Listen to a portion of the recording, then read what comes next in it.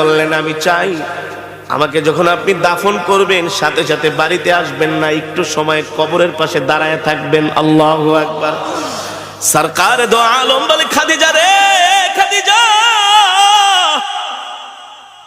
এক নম্বরে আমার জুব্বা মোবারক দিয়া যদি তোমাকে কাফনের কাপড় বানায়া, ওই জুব্বার কাপড়টা কাফনের কাপড় বানায় আমি যদি তোমাকে দাফন করি, এতে তোমার কি উপকার হবে, কি ফায়দা?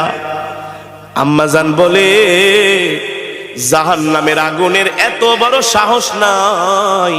আল্লাহর নবীর জুব্বা মোবারক আমার গায়ের মধ্যে থাকবে, আর ওই জুব্বা মোবারক পুরে খাদিজার গায়ে জাহান্নামের তাপ লাগবে, এত বড় সাহস জাহান্নামের আগুনের নাই। আল্লাহু আকবার। দ্বিতীয় নম্বরে, খাদিজা তুমি আমাকে কবরের মধ্যে নিজের হাতে রাখতে বললা আর একটু হাঁটতে বললা, কারণ কি? আম্মা জান খাদিজা বলে, গো আল্লাহর নবী,